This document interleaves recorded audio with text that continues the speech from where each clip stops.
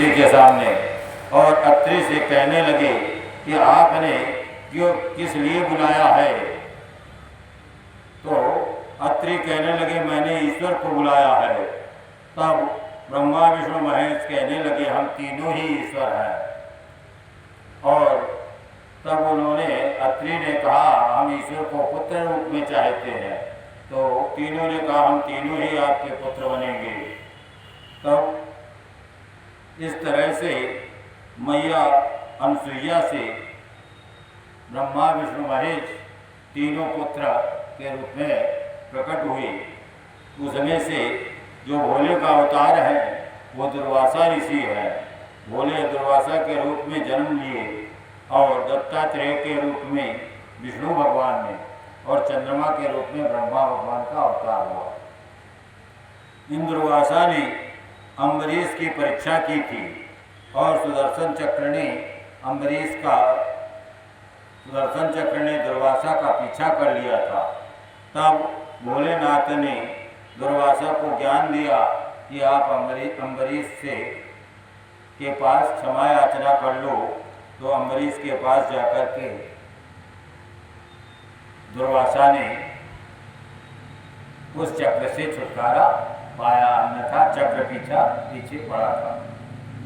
फिर दुर्वासा जी राम के पास भी गए और राम के कक्ष में किसी का प्रवेश रोक दिया था कि हम एकांत में राम से मिलेंगे, कोई प्रवेश न करेगा।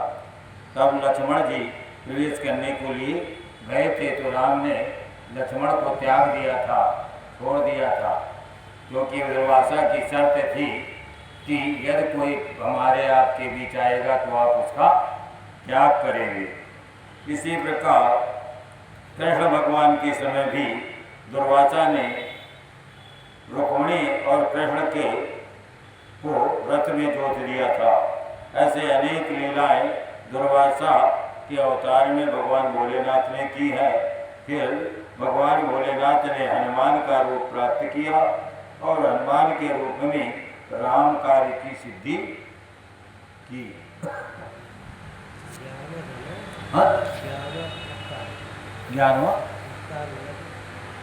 11वां अवतार रुद्र अवतार। हाँ, 11वां अवतार है, ठीक कह रहे हो। रुद्र अवतार है हनुमान जी का, भोलेनाथ के अवतार हैं। हनुमान जी शिव जी ने बड़ी उत्तम लीलाएं की है। इसी रूप से भगवान राम का परम हित करने के लिए और सुख देने के लिए हनुमान जी ने अवतार लिया। लीला करने वाले गुणशाली भगवान भोलेनाथ विष्णु भगवान जब मोहिनी रूप से बगीचे में टहल रहे थे, जब गेंद उछाल रहे थे, तो भोलेनाथ को काम का क्षोभ हुआ। काम से भोलेनाथ आहत हुए कामदेव के बाणों से और मोहिनी विष्णु का आलिंगन करने को दौड़ पड़े। उस समय परमेश्वर ने राम कार्य की सिद्धि के लिए जो भोलेनाथ का वीरपात हुआ, वह वीर एक पत्ते में स्थापित कर दिया गया। वही उसी वीर को ऋषियों ने शंभु के उस वीर को राम कार्य की सिद्धि के लिए गौतम की कन्या अंजनी के कान के रास्ते अंजनी में स्थापित किया। तब समय आने पर उस गर्भ से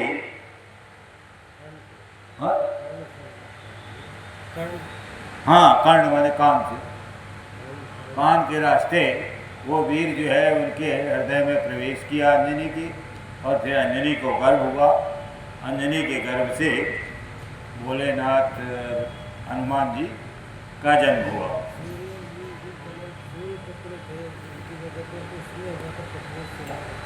और मैं दिखा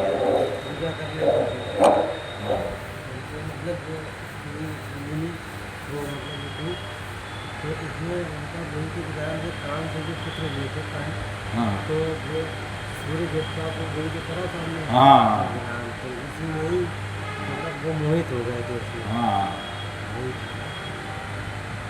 उसी में मोहित हो गए थे। इसके बाद ऋषियों ने शंभु के वीर को राम कार्य की सिद्धि के लिए गौतम की कन्या अंजलि के कान के रास्ते स्थापित किया। तब समय आने पर गर्भ से वानर शरीर धारण करके हनुमान जी उत्पन्न हुए। महाबली हनुमान जब शिशु ही थे उसी समय सूर्यबिंब को छोटा सा फल समझ करके तुरंत निकल गए थे।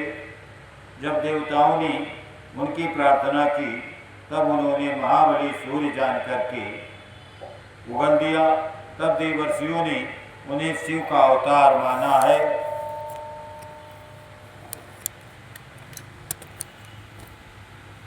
तब देवताओं ने हनुमान जी को शिव का अवतार माना है और उनको शंकर सुवन भी कहते हैं। महाबली सूर्य तब देवताओं ने हनुमान जी अत्यंत प्रसन्न होकर माता के पास गए और सूर्य को निगलने की बात बताई। तब माता की आज्ञा से धीर वीर हनुमान ने नित्य सूर्य के निकट जाकर के अनायास ही सारी विद्याएं सीखी सूर्य से। तदनंतर रुद्र के अंशभूत कपिश्रेष्ठ हनुमान जी सूर्य की आज्ञा से सूर्य के अंश से उत्पन्न हुए और सूर्य के अंश से सुग्रीव जी उत्पन्न हुए थे। इसके लिए उन्हें अपनी माता से आज्ञा मिल चुकी थी। तब भोलेनाथ राम का संपूर्ण चरित्र संक्षेप में हुआ। कपिश्रेष्ठ हनुमान ने राम का कार्य पूरा किया और अनेक लीलाएं की। असुरों का राक्षसों का मान मर्दन किया। भूतल पर राम भक्ति की स्थापना हनुमान जी ने की और स्वयं भक्तों के पूजनीय अग्रगण सीताराम को सुख प्रदान किया हनुमान जी ने। वे हनुमान जी रुद्रावतार सर्वशाली हैं, देवताओं के गर्भधारी और भक्तों का उद्धार करने वाले हैं। महावीर हनुमान सदा राम कार्य में लगे रहते हैं। संसार में रामदूत नाम से विख्यात हनुमान जी दैत्यों के संहारक और भक्त वत्सल हैं, भक्तों को प्रेम करने वाले। इस प्रकार हनुमान जी का श्रेष्ठ चरित्र है। फिर पिप्पलाद ऋषि का चरित्र भी परम उत्कृष्ट है। उत्तम आख्यान और भक्ति की वृद्धि करने वाला पिप्पलाद चरित्र है। भोलेनाथ ने पिप्पलाद का अवतार धारण किया है। दधीच के पुत्र के रूप में पिप्पलाद के रूप में भोलेनाथ प्रकट हुए। एक समय था जब दैत्यों ने वृत्तासुर की सहायता से इंद्र पर हमला बोल दिया और इंद्र पराजित हो गए। तब उन सभी देवताओं ने दधीच के पास जाकर के दधीच से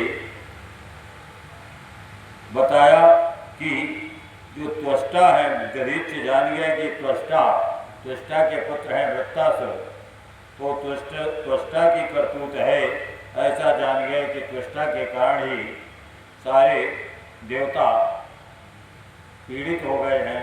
देवताओं पर त्वष्टा ने वृत्तासुर के द्वारा हमला कराया है। त्वष्टा का पुत्र था विश्वरूप, जिसके 3 मुख थे और वो देवताओं का गुरु था। इंद्र को नारायण कवच उसने प्रदान किया था। नारायण कवच की विशेषता ये होती है कि नारायण कवच का पाठ जो व्यक्ति करता है उसे शत्रु के हमले से नारायण कवच बचाता। इंद्र और वृत्तासुर की जब लड़ाई हुई तो वृत्तासुर से और भी दैत्यों से लड़ाई हुई। तो दैत्यों से लड़ने के लिए यद्यप दैत्य कुल के थे विश्वरूप, तो विश्वरूप ने नारायण कवच इनको दिया था इंद्र को कि आप ये नारायण कवच मंत्र धारण करेंगे, ये श्लोक धारण करेंगे, ये पूजा धारण करेंगे तो आपको कोई भी दैत्य युद्ध में पराजित नहीं कर पाएगा।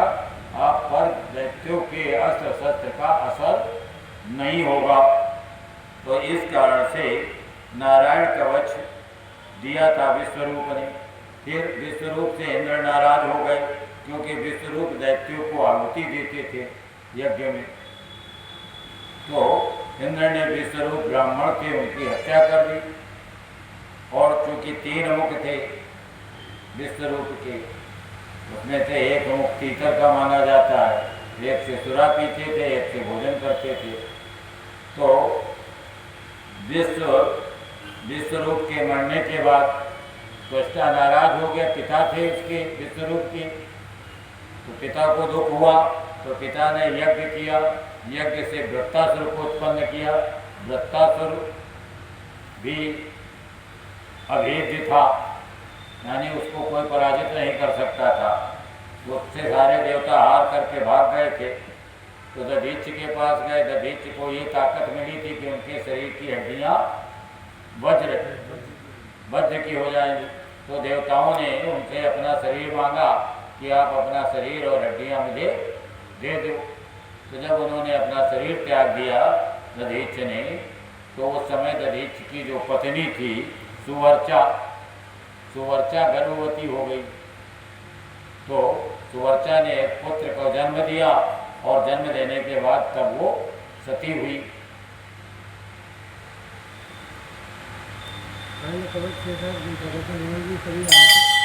त्रेता में दिया था। किसने?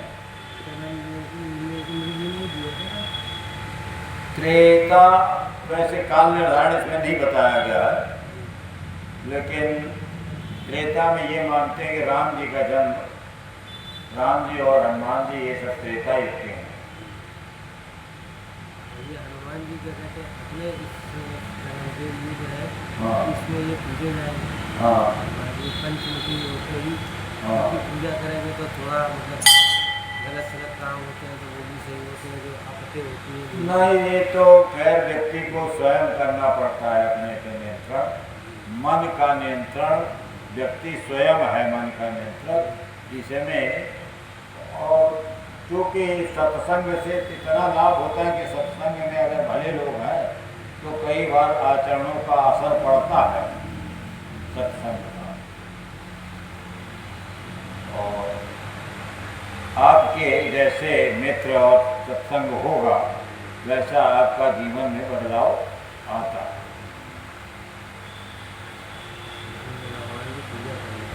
भगवान जी फायदे से। हाँ, पूजा के लिए मतलब ये जरूरी है कि आपके मित्रों में अगर आपके या तो सुधरे हुए मित्र हो तो आपका जीवन सुधरा हुआ हो, नहीं बिगड़े हुए मित्र जो है जीवन बिगाड़ते भी हैं।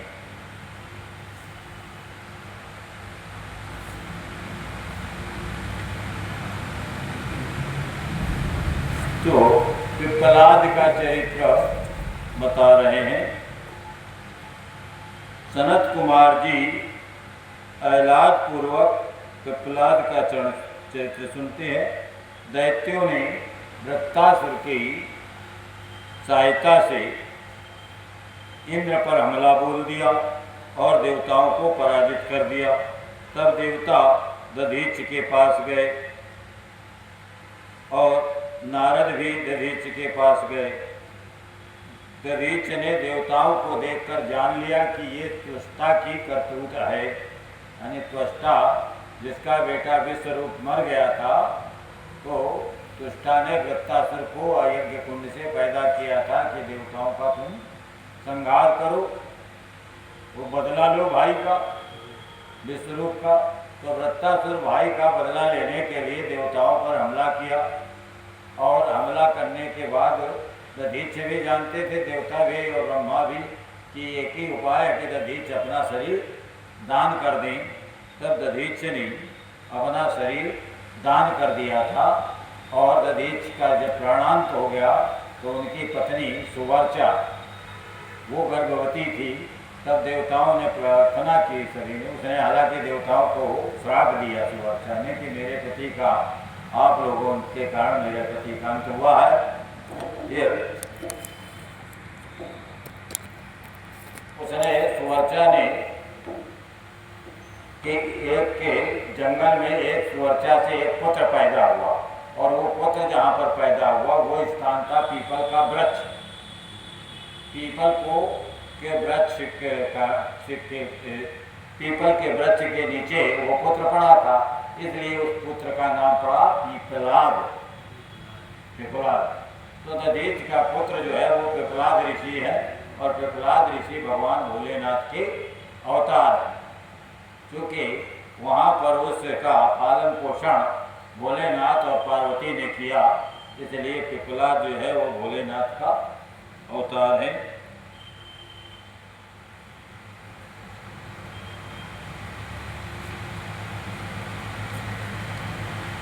फिर एक भद्रायु नाम का राजा था, राजकुमार। भद्रायु राजकुमार जो है बड़ा ही शरणागत का रक्षक था, हर एक की रक्षा करता था। जो कोई राजा के पास जाता दुख लेकर के, पीड़ा लेकर के, वो राजा जो है सबकी रक्षा करता था। उसके इस रक्षा स्वभाव को, राजकुमार के रक्षा स्वभाव की परीक्षा भोलेनाथ ने ली। तो भोलेनाथ ने एक नकली शेर बनाया, नकली शेर व्याघ्र बनाया, और भोलेनाथ बन गए ब्राह्मण, और भोलेनाथ की पार्वती बन गई ब्राह्मणी। और जब ब्राह्मणी बन गई तो जंगल में उस शेर ने ब्राह्मणी को खाने के लिए प्रयास किया। शेर नकली था, भोलेनाथ ने और उन्हें पार्वती ने ही बनाया, पार्वती का ही शेर था। लेकिन वो दिखावे में माया की ऐसी झूठ मूठ की। तो जो राजा था, राजा भद्रायु राजा था, और उसकी पत्नी कीर्तमालिनी थी। तो भद्रायु और कीर्तमालिनी से ब्राह्मण भोलेनाथ ने कहा कि मेरी रक्षा करो, मेरी पत्नी की रक्षा करो। तो पत्नी की रक्षा जब वो नहीं कर पाया भद्रायु, और पत्नी को शेर खा गया, तब भोलेनाथ ने कहा कि अब मेरी सहायता करो, अब मेरी पत्नी चली गई है, अब मैं क्या करूं? मेरी पत्नी को शेर खा गया है, तो मुझे दो कुछ बदले में। तो भद्रायु कहने लगा, जो चाहो, मेरा पूरा राज्य ले लो, मेरा पूरा धन ले लो, पूरी संपदा ले लो। भोलेनाथ ने कहा नहीं, पत्नी के बदले पत्नी चाहिए, और कुछ चाहिए नहीं। मैं तो सन्यासी आदमी, मुझे क्या जरूरत है किसी चीज की। अब उससे कहा कि आप अपनी पत्नी मुझे दे दो। तो उसने भोलेनाथ का स्मरण किया, पूजा की, और उसके बाद अपना शरीर त्याग दिया, और पत्नी को कहा कि लो भाई भोलेनाथ को सौंपो। तब भोलेनाथ ने प्रकट होकर के उसे आशीर्वाद दिया और कहने लगा, मुझे तो कुछ नहीं चाहिए, मैं तो केवल परीक्षा ले रहा था आपकी भक्ति की। और ये शेर नकली था, और वो ब्राह्मणी भी प्रकट हो गई, मैया पार्वती और भोलेनाथ दोनों प्रकट होकर के उसको जीवित कर दिए। भद्रायु को मरने से बचा लिया, और उसकी पत्नी कीर्तमालिनी भद्रायु को मिल गई। इस तरह से भद्रायु की परीक्षा पूरी हुई। और जिस स्थान पे ये परीक्षा ली गई, उस स्थान पर चूंकि भोलेनाथ ने नकली व्याघ्र बनाया था, तो उस स्थान पे भद्रायु ने शिवलिंग की स्थापना की। उस शिवलिंग का नाम पड़ा व्याघ्रेश्वर।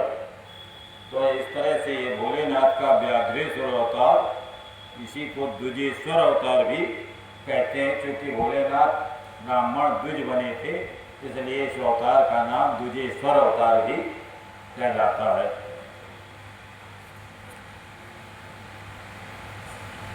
फिर भोलेनाथ एक बार यति बने। परमात्मा भोलेनाथ ने एक यतिनाथ नाम का अवतार धारण किया। अर्बुदाचल एक पर्वत है, वहाँ एक भील रहता था जिसका नाम था आहूत।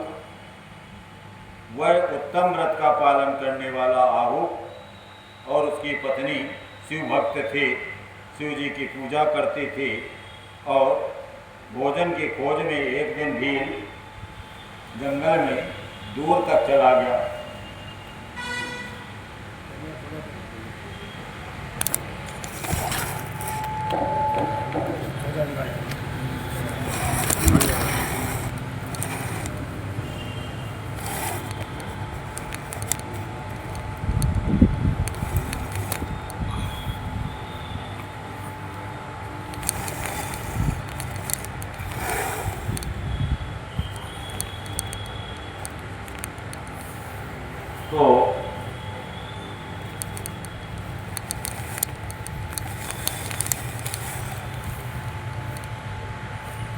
जो आया है क्या करो सुपर वाली सुनी आ रहा है और और अभी इतने जाएंगे अरे ना अभी इतने जाने पढ़ाएंगे लोग तो हाँ तो भीड़ जो था मात्रा एक दिन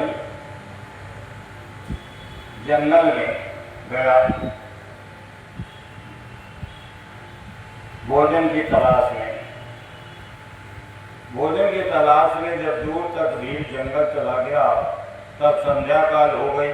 तो भीड़ की परीक्षा लेने के लिए भोलेनाथ ने सन्यासी, यति और सन्यासी एक ही बात है, उसी को यति कहते हैं, उसी को सन्यासी कहते हैं।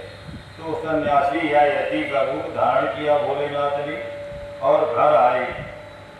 इतने में घर का मालिक भील भी चला आया और उसने बड़े प्रेम से यतिराज का पूजन किया। यतिराज का भील ने पूजन किया और देववाड़ी ने कहा, भील ने कहा, भोलेनाथ ने भील से कहा कि भील आज रात में यहाँ रहने के लिए मुझे स्थान दे दो, रहने का जगह दे दो। सवेरा होते ही मैं चला जाऊंगा, रात भर रुकने की व्यवस्था करो और तुम्हारा बड़ा कल्याण होगा, सदा कल्याण होगा। तब भील बोला, आप ठीक कहते हैं, तो भी मेरी बात सुनो, मेरे घर में स्थान तो बहुत थोड़ा है, फिर उसमें आपका रहना कैसे हो सकता है। भील की बात सुन करके स्वामी जी वहाँ से चले जाने को तैयार हुए, भोलेनाथ जाने को तैयार हुए। भील ने कहा, प्राणनाथ आप स्वामी जी को स्थान दे दीजिए। बिल्ली ने अपने भील से कहा कि प्राणनाथ हे पतिदेव, इनको स्थान दे दीजिए, रुकने को कह रहे हैं तो रात भर रुकने को इन्हें जगह दो। घर आए हुए अतिथि को निराश नहीं किया जाता है, मेहमान को, मेहमान के लिए, अतिथि के लिए व्यवस्था की जाती है, अन्यथा हमारे गृहस्थ धर्म के पालन में बाधा पहुंचेगी। हमारी परीक्षा में बिल्ली ये कहती है कि हमें गृहस्थ धर्म का पालन करना चाहिए। भोलेनाथ गृहस्थ धर्म की परीक्षा ले रहे हैं। आप स्वामी जी के साथ सुखपूर्वक घर के भीतर रहिए और मैं बड़े बड़े शस्त्र अस्त्र लेकर बाहर खड़े रहूंगी। पत्नी ने कहा कि मैं बाहर पहरेदारी करूंगी और आप कुटिया के अंदर भोलेनाथ और भी अंदर रहे।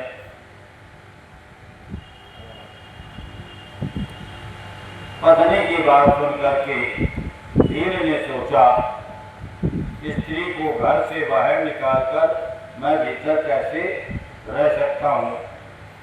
सन्यासी जी का अन्यत्र जाना भी मेरे लिए अधर्म कारक है। ये दोनों ही कार्य एक गृहस्थ के लिए अनुचित हैं, अतः मुझे ही घर के बाहर रहना चाहिए। तो भील कहने लगा, मैं घर के बाहर पहरेदारी कर लूँगा और गिरनी और भोलेनाथ कुटिया के अंदर रह लें, अतः मुझे बाहर रहना चाहिए। जो होनहार होगी वो करके ही रहेगी। ऐसा सोचकर आग्रह करके उसने स्त्री और सन्यासी को घर के भीतर रख दिया और स्वयं भी अपने आयुध अस्त्र शस्त्र पास रखकर बाहर खड़ा हो गया। रात में जंगली क्रूर एवं हिंसक पशु पीड़ा देने लगे, यानी कुटिया के आसपास जंगली जानवर आने लगे। उसने भी यथाशक्ति पूरी ताकत से बचने के लिए महान बल किया, महान प्रयास किया। प्रयास करता हुआ भी बलवान होकर भी प्रारब्ध से प्रेरित होकर पशुओं द्वारा बलपूर्वक खा लिया गया। भील को जानवरों ने वो नहीं आई खड़ा हो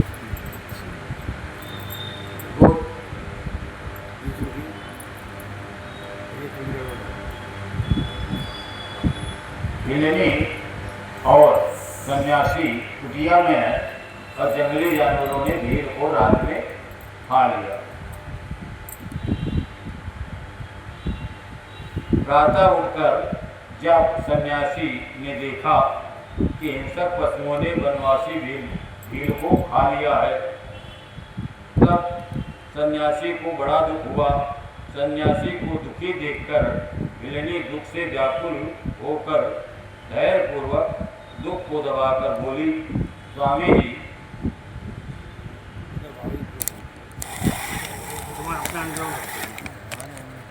अपने हिसाब से वीडियो बन गई अभी उस पर आती है लाइव, वो अपलोड करेंगे ना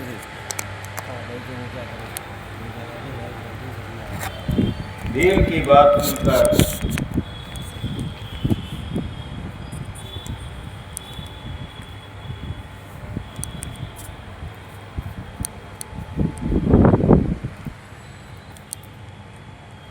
इतने में घर का मालिक जब भील आया,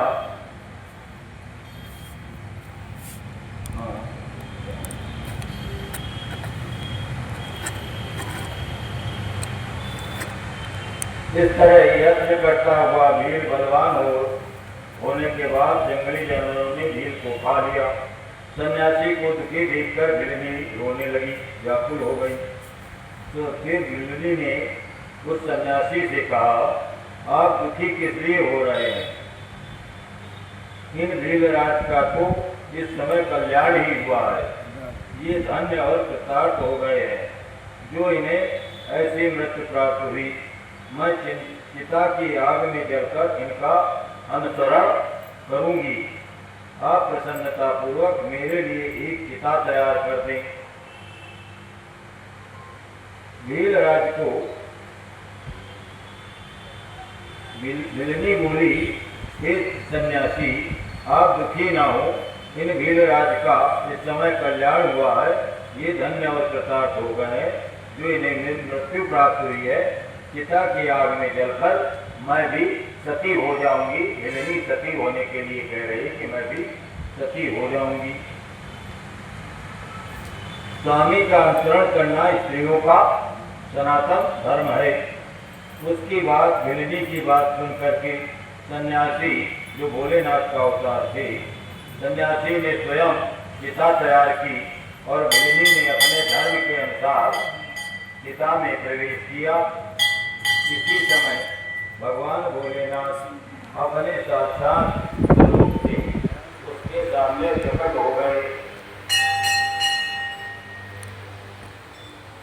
भगवान भोलेनाथ उसके सामने प्रकट हो गए और उसकी प्रशंसा करते हुए बोले, तुम धन्य हो। ठीक है, ठीक है, ठीक है। वो उधर ले इधर लगाओ, इधर से कैच करो, इधर से कैच करो। आप पीछे लगाओ, कैच हो रहा है।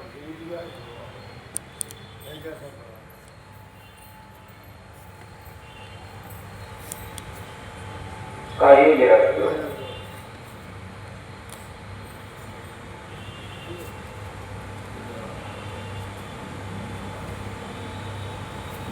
पीछे लाओ, पीछे।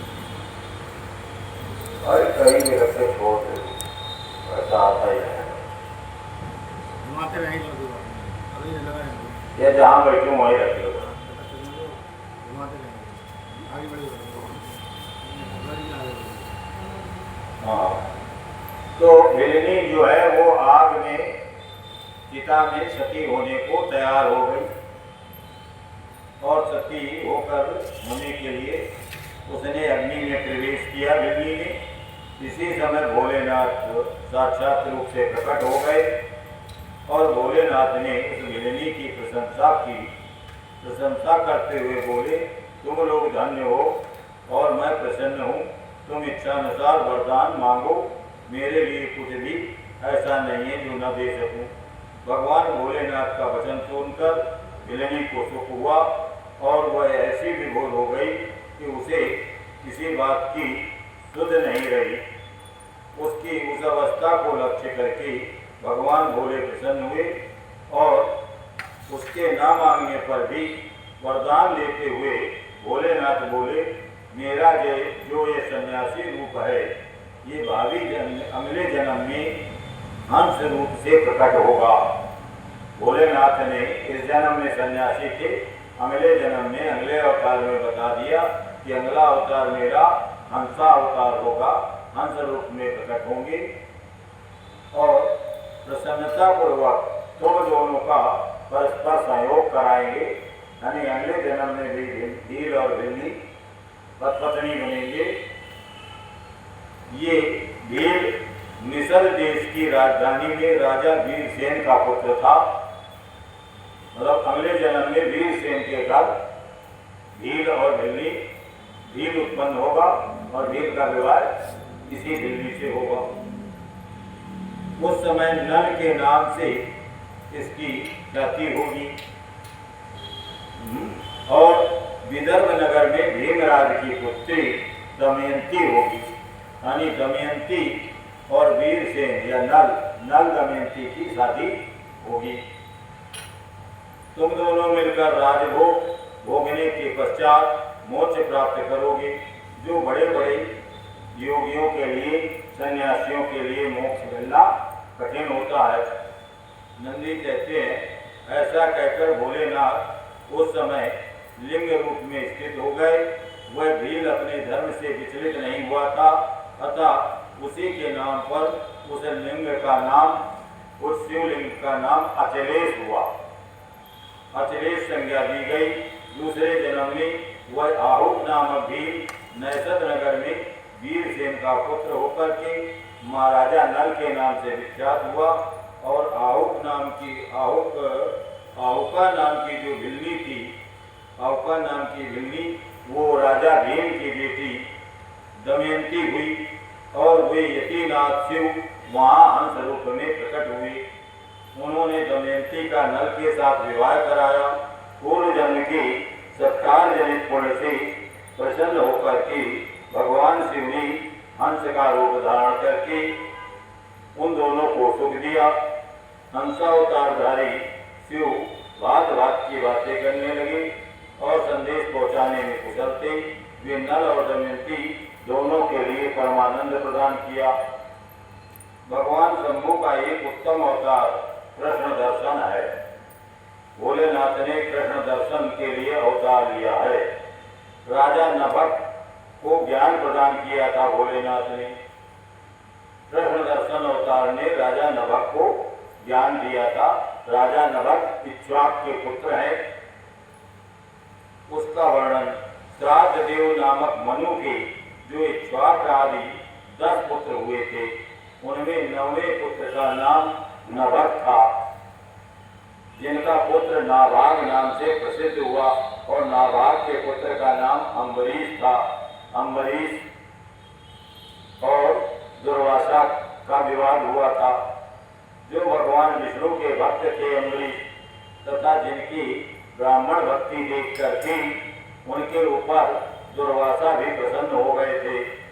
अम्बरीश के पितामह यानी बाबा नभक कहलाते हैं। उनके चरित्र का वर्णन सुनो। उन्हीं को, नभक को भगवान शिव ने ज्ञान प्रदान किया था। मन पुत्र नभक बड़े बुद्धिमान थे। उन्होंने विद्याध्ययन के लिए बहुत गुरुकुल में निवास किया था।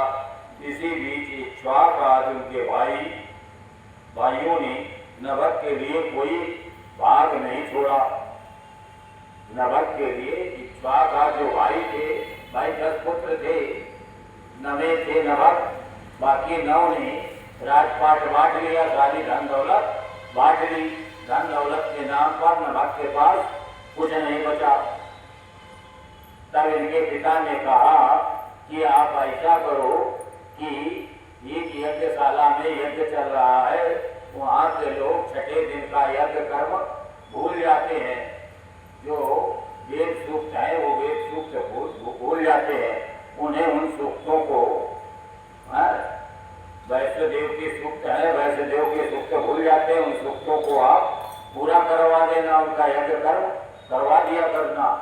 तो वो जो है आपको जो बच्चा हुआ, जो भी कुछ होगा उनके पास, वो आपको दे दिया करेंगे। तो ऐसा ही किया। और जब ऐसा ही किया तो देवता वो जो ब्राह्मण थे, यज्ञकर्ता जितने थे, यज्ञ के सदस्य वगैरह, वो सब चले गए और इनको वो यज्ञ का जो लास्ट में बचा हुआ सामान था वो इनको सूक्त बताने के लिए उसने एवज में दे दिया। अब वो क्या कायदे से जो दक्षिणा उनको या जो कुछ मिला था वो समय से देना चाहिए, बचा हुआ जो पृथ्वी में यज्ञ के बाहर जो गिर जाता है वो सब चीज रुद्र भगवान भोलेनाथ की होती है, उसमें ब्राह्मणों का हाथ नहीं होता। तो अब नभक को मिला क्या, वो यज्ञ की शेष सामग्री मिली, शेष सामग्री मिली जो कि भोलेनाथ की थी। वो कायदे में ब्राह्मण को या सूक्त वालों को नहीं मिलती है, भोलेनाथ का जो परचन मतलब जो यज्ञ के चारों तरफ गिरा हुआ हिस्सा होता। तो भोलेनाथ प्रकट हुए वहां और उससे कहने लगे कि ये तो हमारी सामग्री है, तुम्हारी नहीं है। तो फैसला करने के लिए उससे भोलेनाथ ने कहा ऐसा है तुम अपने पिता से पूछ लो, पिता जैसा कहे वैसा करो। पिता के पास गया, पिता से बताया कि ऐसा ऐसा मामला हो गया। पिता ने कहा कि वास्तव में नियम तो यही है कि यज्ञ की अवशेष सामग्री रुद्र की होती है, भोलेनाथ की, इसलिए उसमें तुम्हारा हक नहीं है। एक तरफ भाइयों ने सारा हक छीन लिया और भाइयों ने कहा कि आपका काम पिता की सेवा करना रहेगा, और दूसरी तरफ पिता जो कुछ मिला था वो भी पिता ने कह दिया ये तो भोलेनाथ का है, आपका नहीं है। तब फिर वो गया, जाकर के भोलेनाथ को समर्पित कर दिया। कहने लगा पिता ने ऐसा कहा है कि ये रुद्र का सामान है, रुद्र की सामग्री है, भोलेनाथ को दे दो और मेरा नहीं है। भोलेनाथ प्रसन्न हुई, भोलेनाथ ने उसे ब्रह्म विद्या प्रदान की और जो बची हुई सामग्री थी वो भी भोलेनाथ ने नहीं ली, उसको दे दी। इस तरह के नभक की कथा भागवत में भी आती है। तो नाभाग के पुत्र अम्बरीश हुए जो भगवान विष्णु के भक्त थे तथा जिनकी ब्राह्मण भक्ति देख करके दुर्वासा प्रसन्न हुए थे। अम्बरीश के पिता में बाबा नभक कहे गए हैं और परबाबा इक्ष्वाक मनु कहे गए हैं। उनके चरित्र का वर्णन है। मनु पुत्र नभक बड़े बुद्धिमान थे, उन्होंने विद्या अध्ययन के लिए गुरुकुल में निवास किया। इसी बीच इक्ष्वाक को आठ भाइयों ने नभक के लिए कोई भाग न देकर पिता की संपत्ति बांट ली और अपना अपना भाग लेकर उत्तम रीति से राज्य का सभी पालन करने लगे। उन सब ने पिता की आज्ञा से ही धन का बंटवारा किया था। कुछ काल के पश्चात ब्रह्मचारी नभक गुरुकुल में वेदों का जानकार हुआ और उन्होंने देखा सब भाई सारी संपत्ति बांट लिए हैं।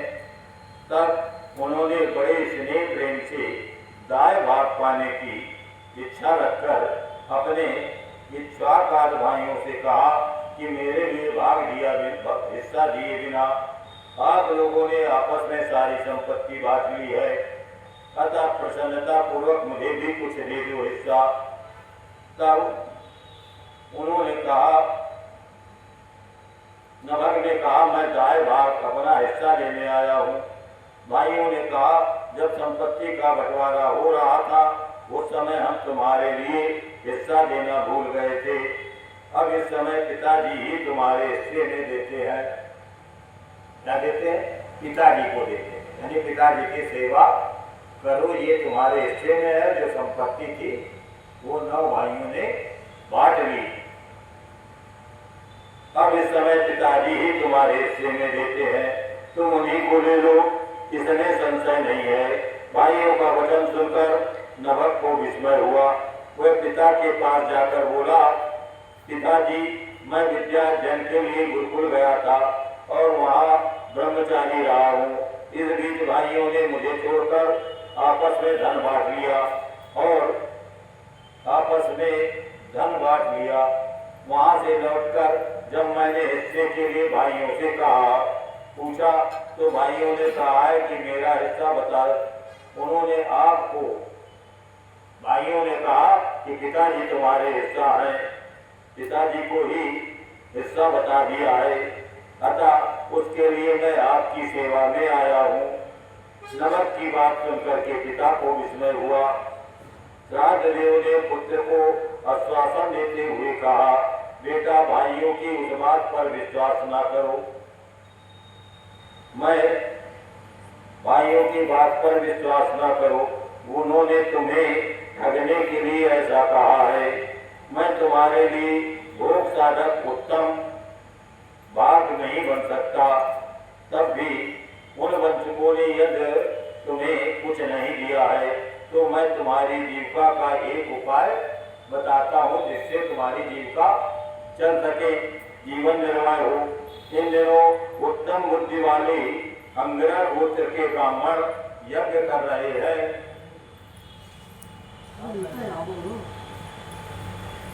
अंगिरा गोत्र के ब्राह्मण यज्ञ कर रहे हैं।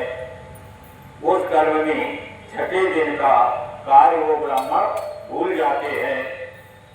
तुम वहां जाकर के उन्हें ब्राह्मणों को सूक्त मंत्र बतला दिया करो, इससे यज्ञ शुद्ध रूप से संपादित होगा। वह यज्ञ समाप्त होने पर ब्राह्मण जब स्वर्ग को जाने लगे तब उस समय संतुष्ट होकर वो यज्ञ से बचा हुआ सारा धन तुम्हें दे देंगे। पिता की बात सुनकर के सत्यवादी नभग ने बड़ी प्रसन्नता से उस उत्तम यज्ञ में गए।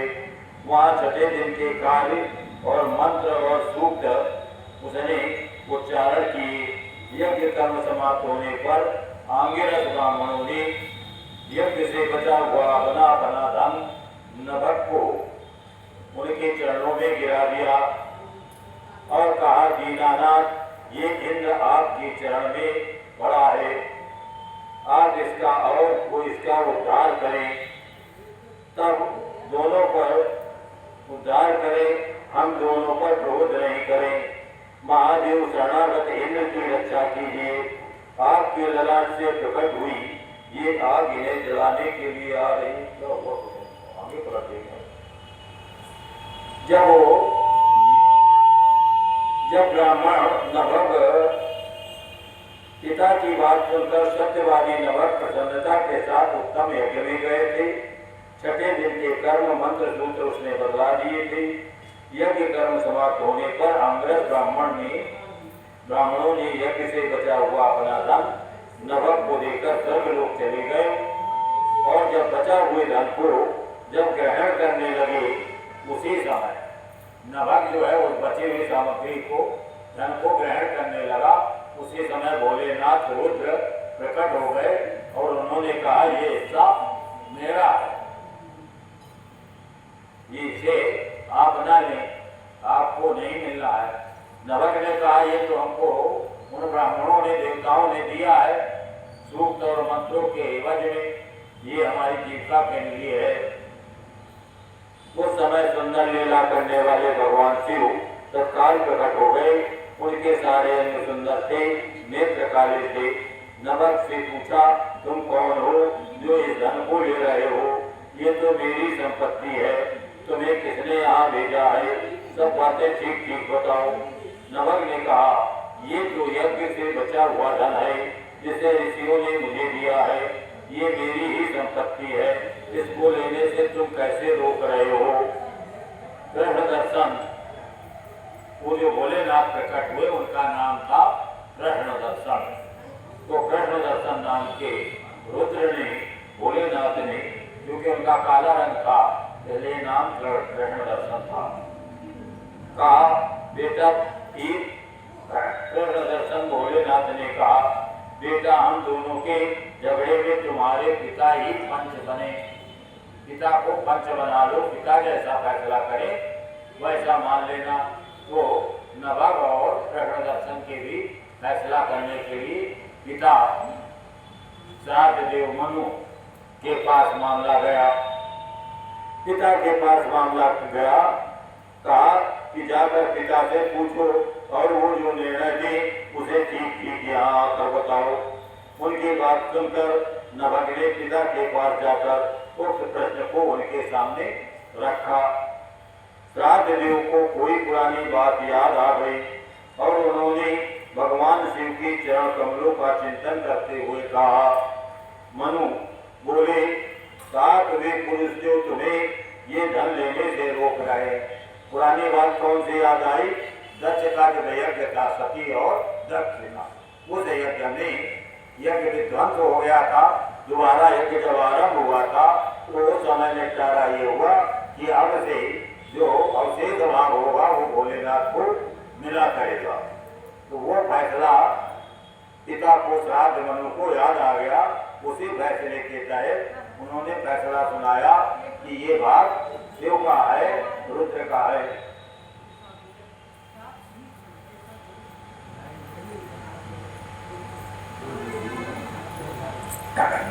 उनकी बात सुनकर नवग ने पिता के पास जाकर के उनके सामने रखा प्रश्न। श्राद्ध देव को वो पुरानी बात याद आ गई दक्ष यज्ञ वाली, और उन्होंने भगवान शिव के चरण कमलों का चिंतन करते हुए कहा। मनु बोले, बेटा वे पुरुष जो तुम्हें धन लेने से रोक रहे हैं साक्षात भगवान भोलेनाथ हैं। ये तो संसार की सारी वस्तुएं भोलेनाथ की ही हैं, लेकिन परंतु यज्ञ से प्राप्त हुए धन पर उनका भोलेनाथ का विशेष अधिकार है।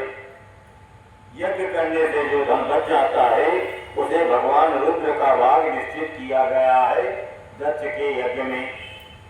अतः यज्ञ विशिष्ट, यज्ञ से बचा हुआ सारी वस्तु ग्रहण करने के अधिकारी सर्वेश्वर भोलेनाथ हैं। उनकी इच्छा ही दूसरे लोग, उनकी इच्छा से ही दूसरे लोग उस वस्तु को ले सकते हैं। अगर भोलेनाथ चाहें तो आपको दे सकते हैं, अन्यथा वो धन भोलेनाथ का है, उसे आप नहीं ले सकते हो, आपका नहीं है।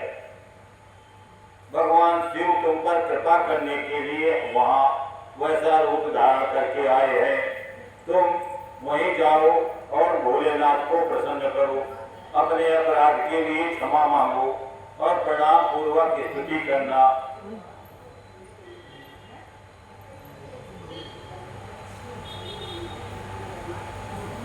नभग पिता की आज्ञा से वहां गए और भगवान को प्रणाम करके हाथ जोड़ करके नभग बोले, महेश्वर ये सारी त्रिलोकी ही आपकी है। फिर यज्ञ से बचे हुए धन के लिए तो कहना ही क्या है। यज्ञ से बचे हुए धन के लिए कहना क्या? नभग ने भोलेनाथ से कहा कि ये यज्ञ से बची हुई सामग्री ये निश्चित हो चुकी है कि आपकी है। पिताजी ने भी ऐसा ही कहा है, अतः ये धन आप लीजिए। निश्चय ही इस पर भोलेनाथ का अधिकार है, यही मेरे पिता ने निर्णय दिया है। हे नाथ, मैंने यथार्थ बात न जानने के कारण भूलवश, भ्रमवश, संशयवश, शंकावश जो कुछ कहा है, मेरे उस अपराध को क्षमा कीजिए।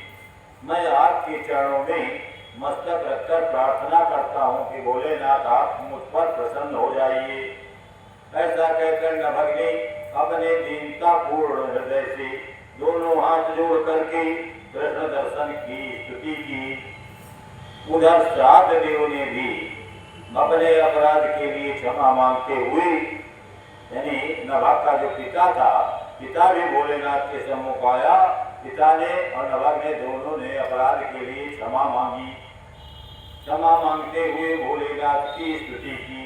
तदनंतर भगवान रुद्र ने मन ही मन प्रसन्न होकर नभग पर कृपा दृष्टि बनाई और मुस्कुराते हुए कृष्ण दर्शन भगवान भोलेनाथ बोले, हे नभग, तुम्हारे पिता ने धर्मानुकूल बात कही है, धर्म का पालन किया है, वह ठीक ही है। तुमने भी साधु स्वभाव के कारण सत्य ही कहा है, इसलिए मैं तुम पर बहुत प्रसन्न हूँ और कृपा पूर्वक सनातन ब्रह्म तत्व का ज्ञान प्रदान करता हूँ।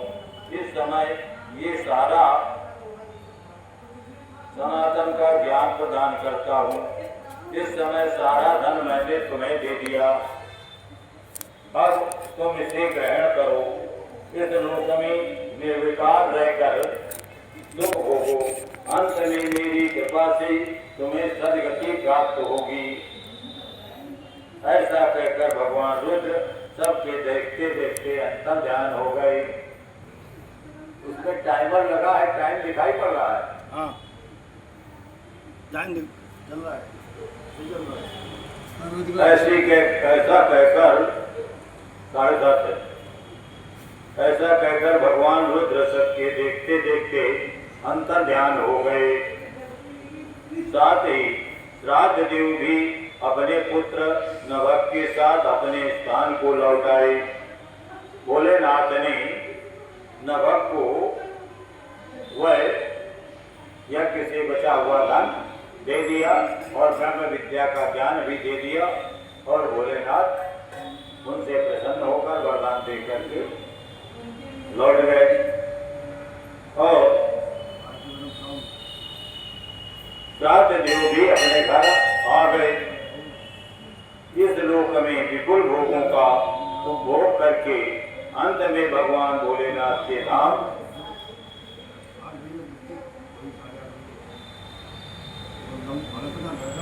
इस समय जो नभग थे वो अंत में शिवलोक को प्राप्त हुए।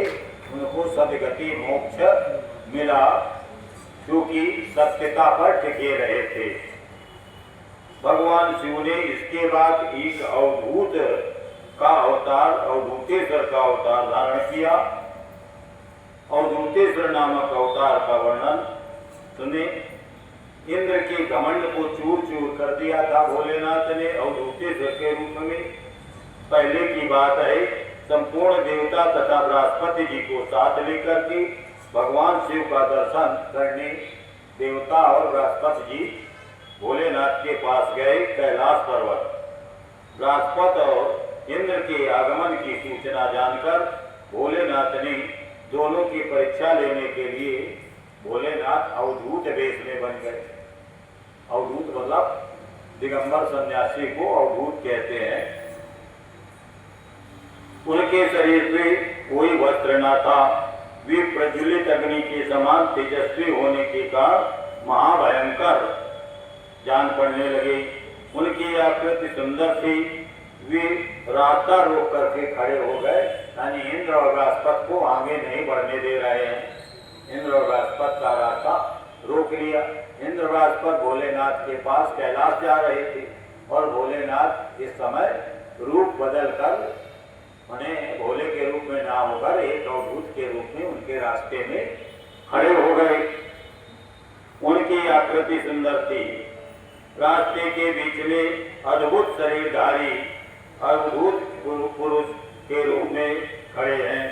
इंद्र को अपना अधिकार पर बड़ा गर्व था, इसलिए इंद्र नहीं जान पाए कि ये साक्षात शंकर हैं। इंद्र पहचान नहीं पाए और इंद्र ने पूछा कि मार्ग में खड़े हुए पुरुष से इंद्र ने पूछा, तुम कौन हो? इस नग्न अवधूत वेश में कहाँ से आए हो? तुम्हारा नाम क्या है? सब बातें ठीक ठीक बताओ, देर न करो। भगवान शिव अपने स्थान पर हैं या कहीं अन्यत्र गए हैं? मैं देवताओं तथा गुरु के साथ उनके दर्शन के लिए जा रहा हूँ। माने इंद्र के बृहस्पति थे और कुछ देवता भी साथ में थे। इंद्र के बार बार पूछने पर महान कौतुक करने वाले, क्रीड़ा करने वाले, खेल करने वाले, भोलेनाथ करने वाले, अहंकार को नष्ट करने वाले महायोगी त्रिलोकीनाथ शिव कुछ नहीं बोले, चुप ही रहे। तब इंद्र ने अपने ऐश्वर्य का घमंड रखने वाले इंद्र ने क्रोध में आकर जटाधारी पुरुष को फटकारा और इंद्र बोला, अरे मूर्ख, तू बार बार पूछने पर उत्तर नहीं देता है, अतः तुझे वज्र से मारता हूँ, देखूं कौन तेरी रक्षा करता है। ऐसा कहकर दिगंबर पुरुष की ओर क्रोध पूर्वक इंद्र दौड़े। क्रोध पूर्वक देखते हुए इंद्र ने मार डालने के लिए वज्र उठाया। ये देखकर भोलेनाथ ने शीघ्र ही वज्र का स्तंभन कर दिया, वज्र को ठहरा दिया। वज्र आगे नहीं बढ़ सका। इंद्र का हाथ भी ठहर गया, यानी हाथ भी नहीं चल रहा है, वज्र भी नहीं चल रहा है। इसे स्तंभन कहते हैं इस क्रिया को। वज्र का प्रहार इंद्र नहीं कर सके, उनकी इंद्र की बाहें अकड़ गई और इसलिए वज्र का प्रहार न कर सके। उसके बाद पुरुष तत्काल ही क्रोध के कारण तेज से जल उठा, मानो इंद्र को जलाए देता हो, इस प्रकार का अवधूत हो गया। यानी भोलेनाथ ने अग्नि प्रकट की, अग्नि से इंद्र जलने लगे।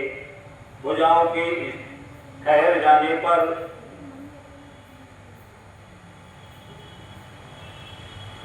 सचीपति, सची के पति, इंद्र की पत्नी का नाम सची है। सची वल्लभ इंद्र क्रोध से सर्प की भांति जलने लगे, जिसका पराक्रम मंत्र के बल से रुक गया। बृहस्पति ने उस पुरुष को अपने तेज से प्रज्वलित होता देख करके तत्काल ही समझ लिया कि ये भगवान भोलेनाथ हैं। बृहस्पति जान गए, इंद्र नहीं पहचान पाए, बृहस्पति पहचान गए कि ये अवधूत भोलेनाथ हैं। फिर हाथ जोड़ करके बृहस्पति भगवान ने स्तुति की है। स्तुति के बाद इंद्र को उसके चरणों में गिरा दिया। बृहस्पति ने इशारा किया कि भोलेनाथ के चरणों में प्रणाम करो और कहा, दीनानाथ महादेव, ये इंद्र आपके चरणों में पड़ा है, आप इसका और मेरा उद्धार करो। हम दोनों पर क्रोध नहीं, प्रेम करें। महादेव शरणागत इंद्र की रक्षा कीजिए। आपके ललाट से प्रकट हुई आग इन्हें जलाने के लिए आ रही है। बृहस्पति की बात सुनकर अवधूत वेशधारी कर्णासिंध भोलेनाथ हंसते हुए बोले, अपने नेत्र से रोष बस बाहर निकलने वाली उस अग्नि को मैं पुनः कैसे धारण कर सकता हूँ? क्या सर्प अपनी छोड़ी हुई केचुल को धारण करता है?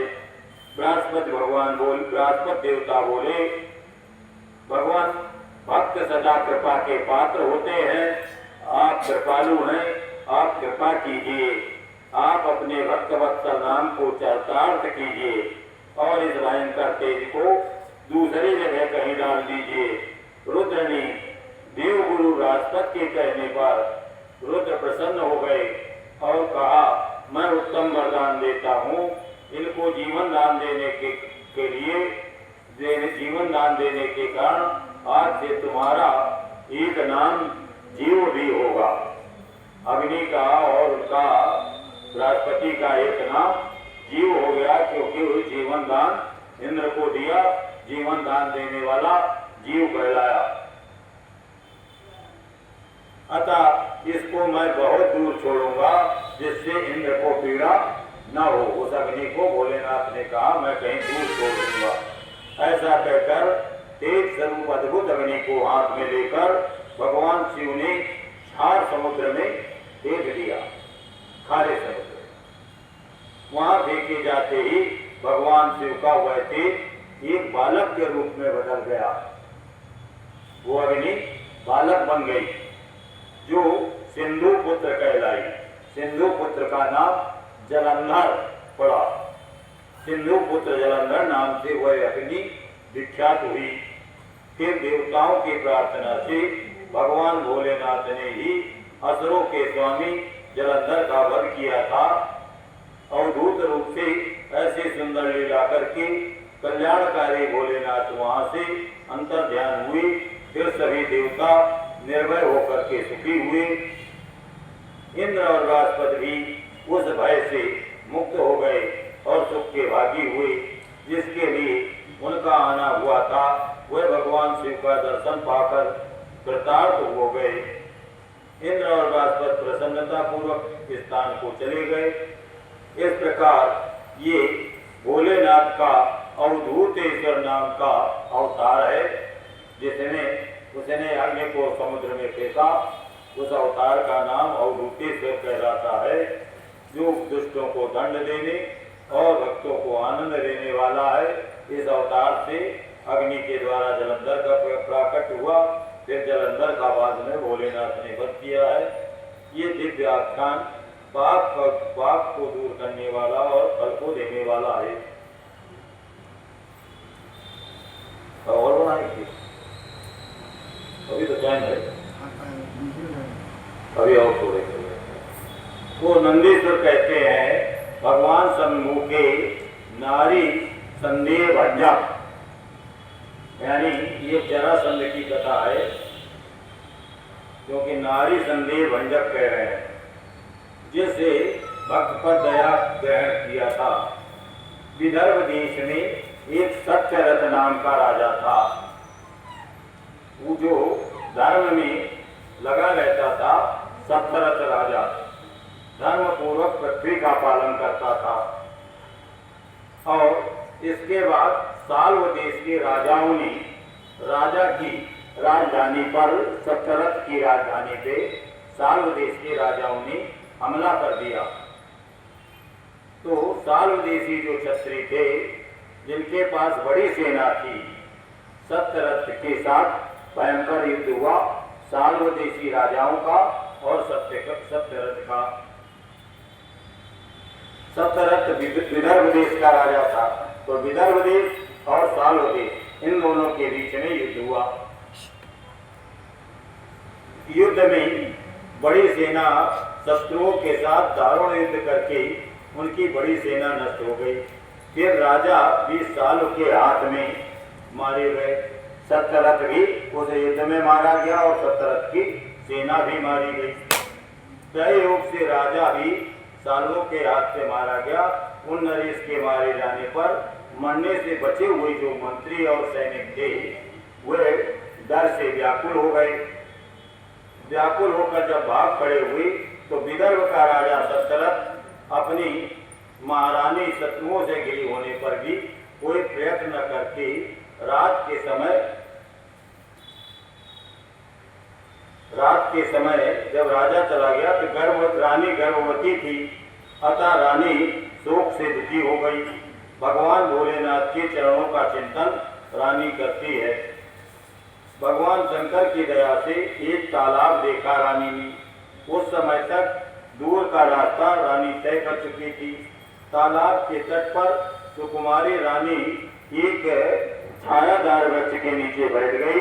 भाग्यवश उसी निर्जन स्थान में वृक्ष के नीचे ही रानी ने शुभ मुहूर्त में एक बालक को जन्म दिया।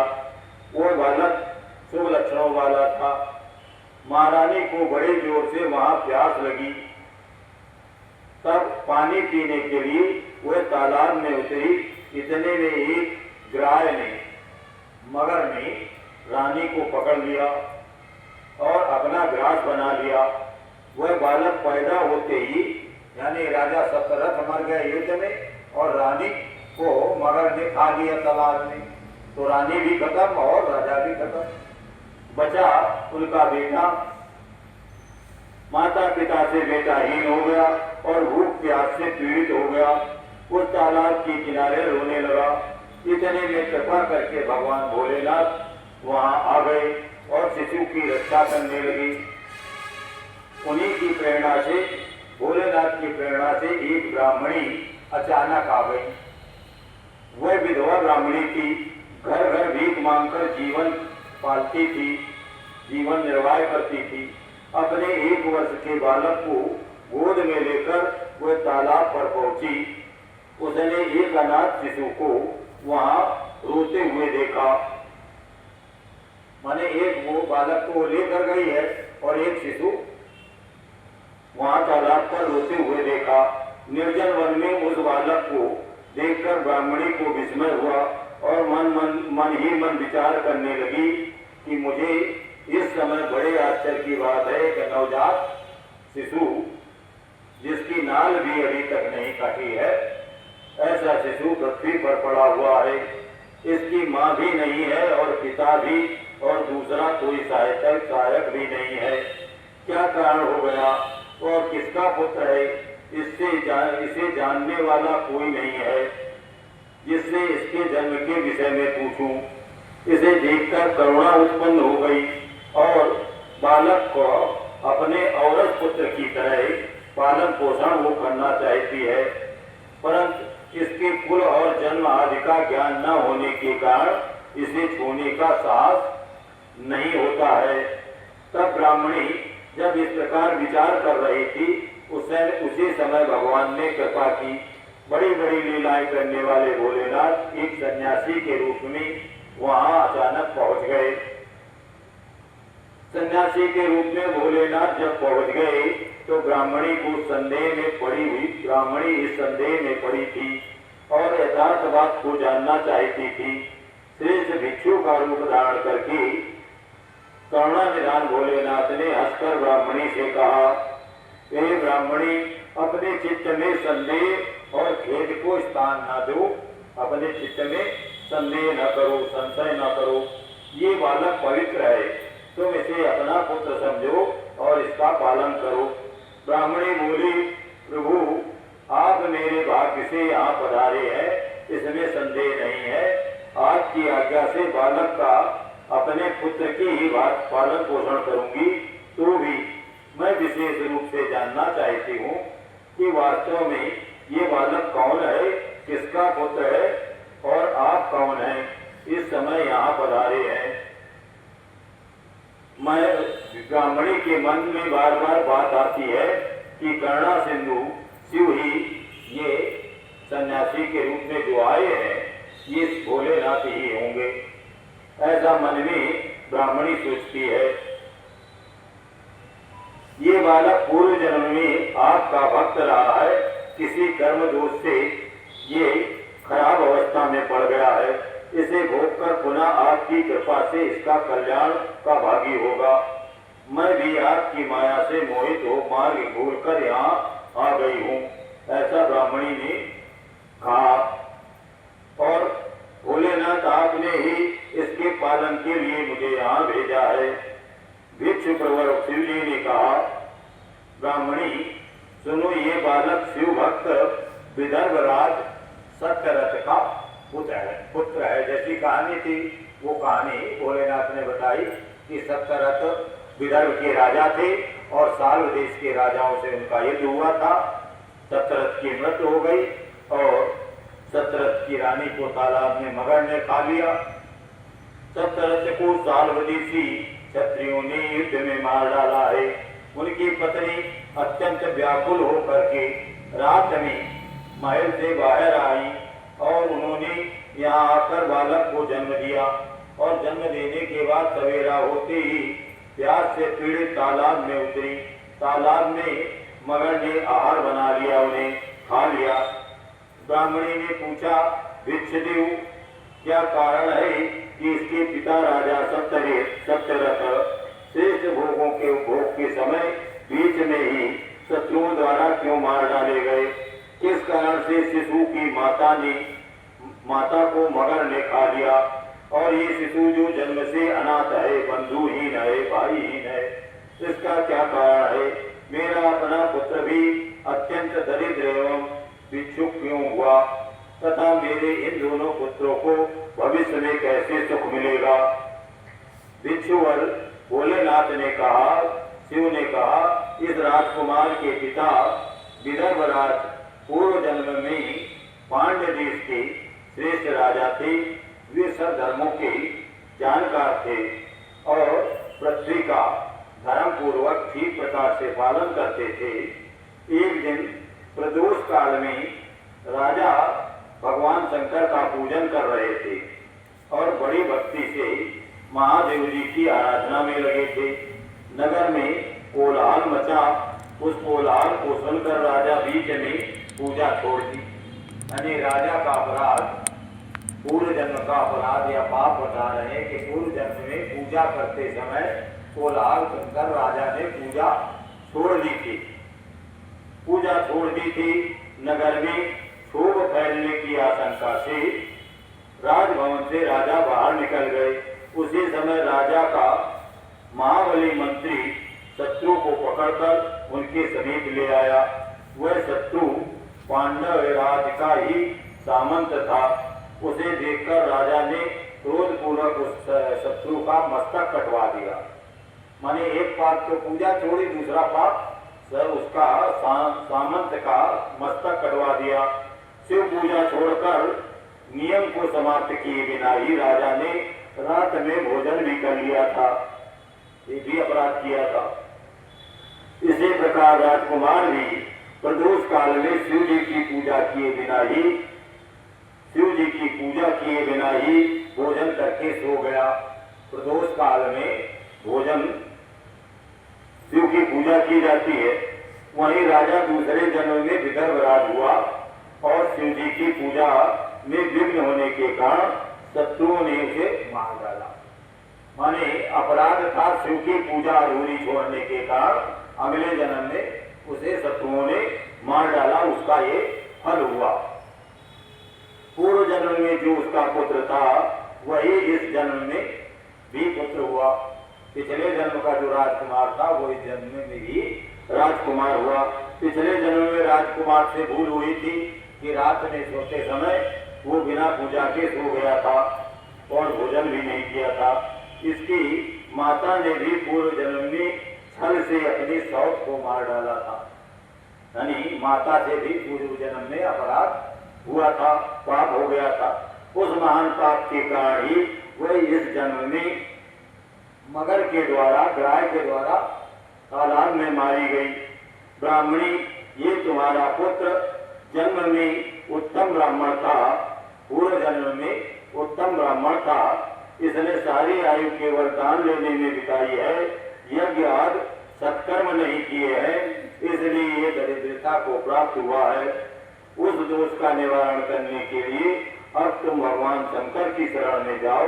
वे दोनों बालक यज्ञोपवीत संस्कार के बाद भगवान शिव की आराधना करें, भगवान शिव कल्याण करेंगे।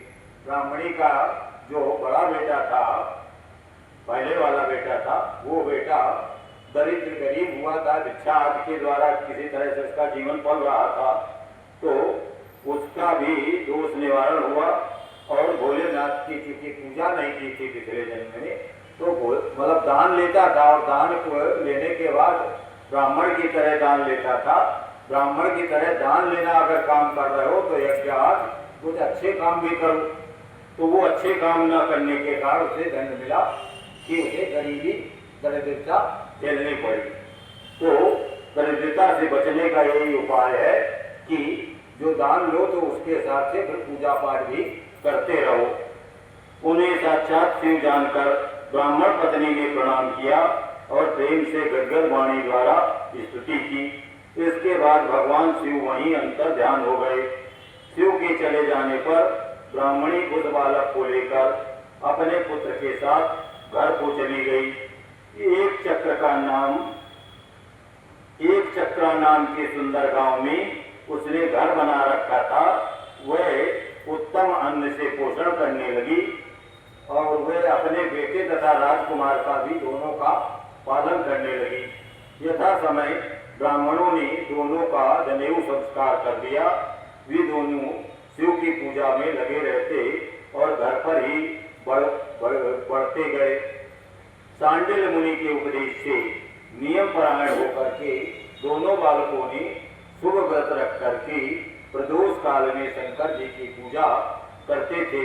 एक दिन ब्राह्मण कुमार और राजकुमार के साथ लिए बिना ही द्विज कुमार राजकुमार को साथ लिए बिना ही नदी में स्नान करने के लिए गया।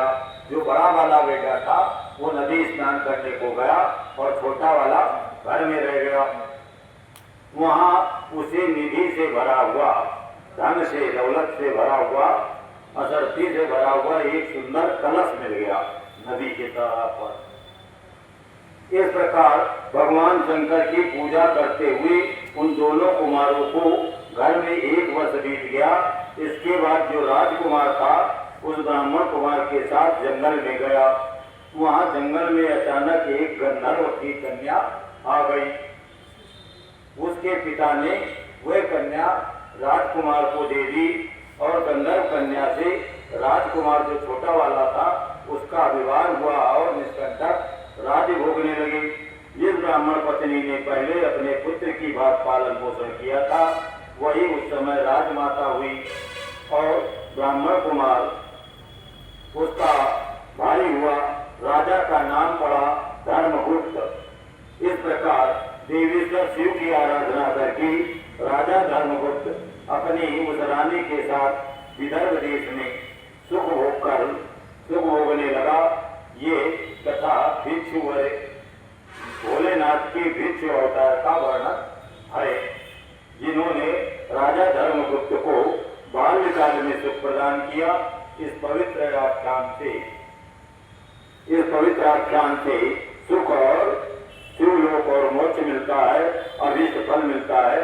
जो प्रतिदिन इसे सुनता है वो भोगों का उपभोग करके भगवान शिव के धाम जाता है। हाँ, घड़ा मिला उसको, बड़े वाले को, और छोटे वाले को राजगद्दी मिल गई। इस तरह से दोनों पुत्रों का कल्याण शिव की पूजा से हो गया।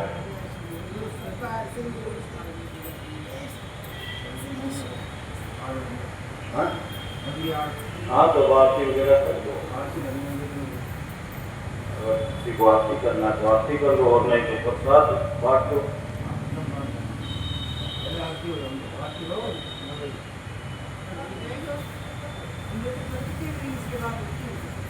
आप बांट दो, मैं आप सबको बांट दो।